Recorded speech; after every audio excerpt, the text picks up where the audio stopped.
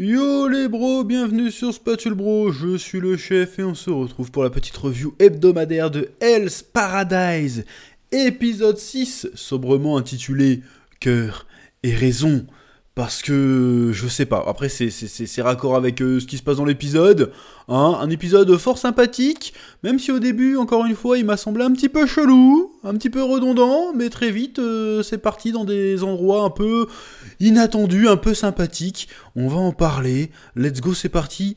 Oui. Bon, donc, on retrouve nos protagonistes, nos héros, aux prises avec le géant Rokutaro, si je me dis pas de bêtises, ou Rokutaro, je sais pas trop comment on prononce, parce que je suis un connard de français, je vais l'appeler Rokutaro, voilà, je m'en bats les couilles, qui avait éclaté la tronche du pote, a priori, de Sagiri, bon, qui était un pote un peu chelou, déjà le gars, il était en mode méga macho de ouf, on en avait parlé, bon, ça manque un peu de subtilité, hein, pour le coup, bon, la subtilité revient un petit peu, dans l'épisode, hein, on va en parler, mais bref. Et il se fait éclater par le Rokutaro. Donc on s'est dit, bon, le Rokutaro, il se fait éclater d'ailleurs au moment où il allait porter un coup de sabre, a priori, à Sagiri.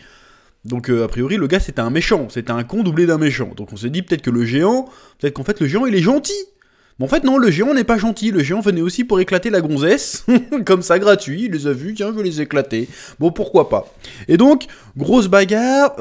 Évidemment, la Sagiri, du coup, elle est un petit peu déboussolée parce que elle venait de réaffirmer un peu sa détermination à devenir samouraï et tout. Et puis la seconde d'après, elle voit son pote se faire éclater. Du coup, elle est un peu en panique. C'est là que Gabimaru se pointe et affronte le géant.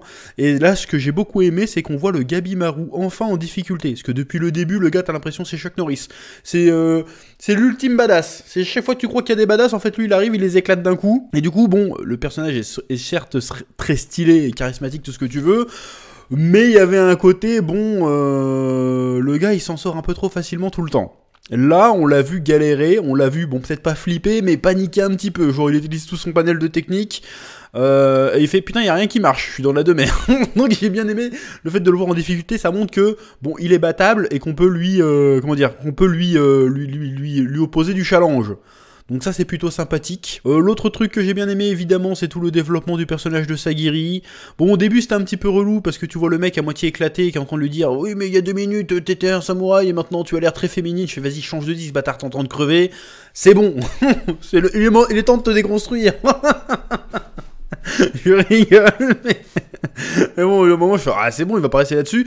Mais il sort une réplique intéressante. Il fait ah en fait tu es entre samouraï et entre femmes, tu es entre forte et sensible, tu as choisi la voie du milieu, et du coup, ben, ça fait un déclic dans sa tête, elle fait, mais oui, c'est ça en fait ma force, il faut que faut pas que je renie mes émotions, il faut que je les accepte, tout en les maîtrisant, ce qui va me permettre de libérer ma véritable force, de monter mon véritable moi finalement, entre l'émotion et la maîtrise. Bon, j'ai envie de dire que c'est un petit peu la base en fait,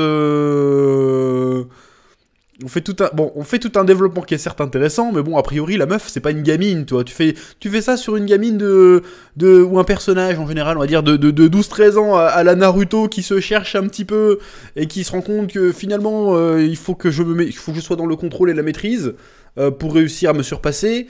Bon, c'est un truc basique, la meuf, elle a 25 balais facile, bon, peut-être un peu moins, bon, la révélation arrive un petit peu tard, quand même. Mais ça reste néanmoins intéressant, c'est que, en fait, mais c'est intéressant, mais en même temps, c'est basique, je veux dire, c'est le b.a.-ba des arts martiaux, un peu, hein, c'est d'apprendre à devenir puissant, mais en même temps de le contrôler. Donc, comment ça se fait que la meuf n'avait pas les basiques? J'avais commencé ma phrase pour encenser le truc, mais au final, plus j'y réfléchis, je me dis, ouais, bon, on n'est pas dans un shonen en fait, qu'est-ce que tu racontes? Mais je dis pourquoi pas, et au final, elle se révèle, hein, c'est-à-dire qu'elle a un peu de la compassion pour ses adversaires et de la tristesse pour ce qu'elle a perdu, mais elle se sert de ça et le maîtrise pour être pile poil entre trop l'émotion et pas assez d'émotion. Si on peut dire ça comme ça, entre la paix et la guerre, si tu veux. Parce qu'à l'intérieur d'elle, elle est en guerre, mais il faut qu'elle soit en paix à l'extérieur pour pouvoir exercer son plein potentiel.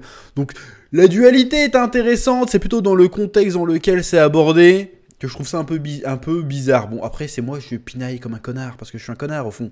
Mais sinon, oui, le propos fonctionne. Et après, le duo qu'elle forme avec Gabimaru est plutôt sympathique. Bon, j'aime bien le fait qu'elle n'est pas overcheatée pour autant. C'est-à-dire qu'elle se montre son niveau réel. D'ailleurs, il y a le petit gros qui... je sais pas pourquoi je l'appelle le petit gros, c'est un peu grossophobe.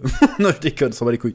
J'ai le droit, j'ai la carte. Il y a le petit gros qui fait oui, mais elle était classée 12ème, mais juste parce qu'en fait, c'était une femme, et que de toute façon, les femmes ne deviendront pas capitaines. Du coup, on l'a acceptée dans le rang et on l'a classée parce que bon, on l'a classée, mais elle avait aucune chance de devenir capitaine, alors que son niveau réel, sa maîtrise et sa technique était vraiment exceptionnelle. Mais le problème, c'est qu'elle maîtrisait pas trop ses émotions, qu'elle avait un peu trop d'empathie vis-à-vis des gens qu'elle butait, et que du coup, bah, ça l'a déstabilisée. Et là, elle réussit, comme je le disais, à se servir de cette empathie, à la contrôler, à la maîtriser, et à se rendre compte qu'elle peut tuer quelqu'un tout en le comprenant. C'est ce qui se passe à la fin quand elle décapite le géant. Elle fait bon, maintenant c'est bon, maintenant t'auras plus faim, maintenant plus personne va t'embêter, tu vas être rampé et tout. D'ailleurs, l'histoire du géant, je pensais qu'on aurait eu un giga flashback pour nous raconter l'histoire du géant et ses motivations. Et au final, non, on reste assez dans le flou. On le voit chialer, on voit qu'il a faim, on se dit oh il y a peut-être une histoire derrière, peut-être que c'est juste un quiproquo et que le gars si tu lui donnes un Kit Kat, peut-être qu'il va se calmer et que ça va devenir un allié, tu vois. Mais en fait non, c'était pas le délire, c'était juste vraiment vas-y, le gars c'était une force de la nature qui était incomprise de tout le monde et qui du coup est devenu un criminel en tuant des gens et tout, et que jamais personne essaie de le comprendre. Et la seule personne qui essaie de le rassurer, de le comprendre finalement, bah, c'est celle qui lui ôte la vie et qui lui fait de toute façon tu es quelque part, le monde n'est pas fait pour toi. Je te coupe la tête, et là au paradis ou peu importe où tu vas, bah tu vas être tranquille, plus personne va t'embêter, et tu n'auras plus faim, je t'apporte la paix quelque part. Donc elle a rationalisé le fait de décapiter des gens.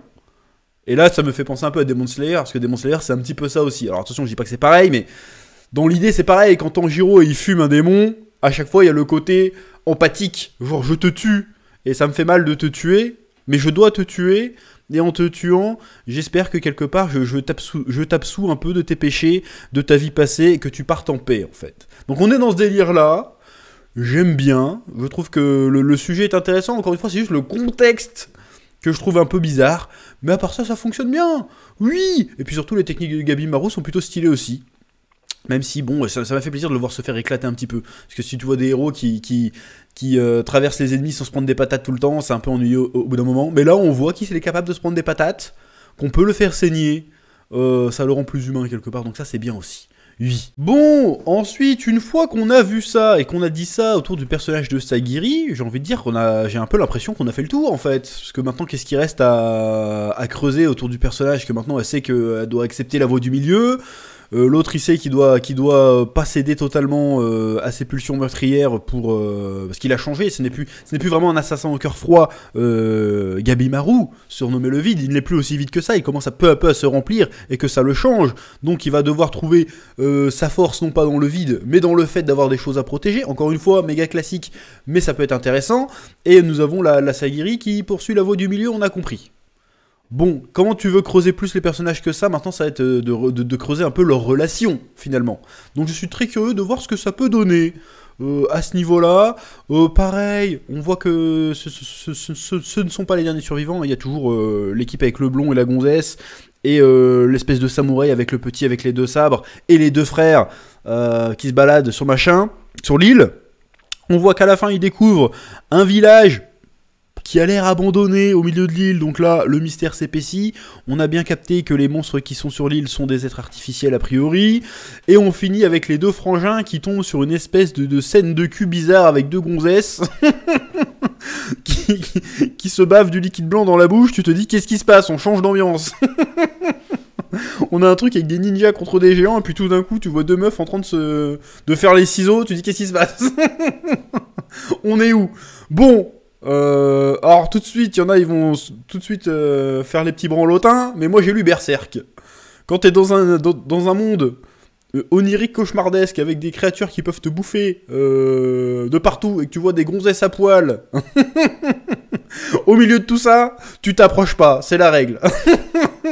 Moi j'ai lu Berserk, je crois que j'aurais plus flippé. En vrai, tu vois les bouddhas géants et tout, je pense que j'aurais pu gérer. Je vois deux gonzesses en train de faire les ciseaux au milieu, en mode oh, c'est paradisiaque.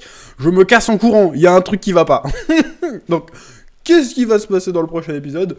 On verra bien. Après, ça a l'air d'être des personnages qu'on voyait aussi dans les génériques, hein, les deux meufs là. Si c'est bien deux meufs, il me semble que c'est deux meufs. Donc, je suis très curieux de voir ça, mais pour l'instant, ça sent pas bon. Je suis là, oula. Qu'est-ce que ça fout là?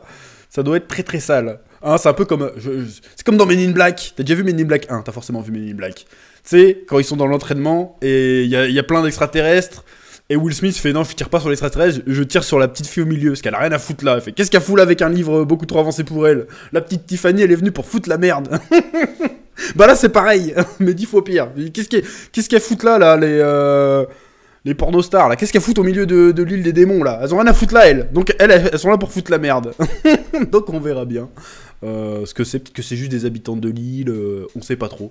Mais en tout cas, l'épisode était très sympathique, l'action était très sympathique, et bon, c'est plein de promesses, donc j'espère que cet animé va les tenir. C'est à peu près tout ce que j'avais à dire pour aujourd'hui sur Hell's Paradise, qui est décidément très sympa. Je vous laisse le soin de mettre un petit pouce bleu comme d'habitude, un petit commentaire ne serait-ce que pour le référencement, ça fait plaisir, et je vous dis à très bientôt sur Spatule Bro pour de nouvelles vidéos. Oui.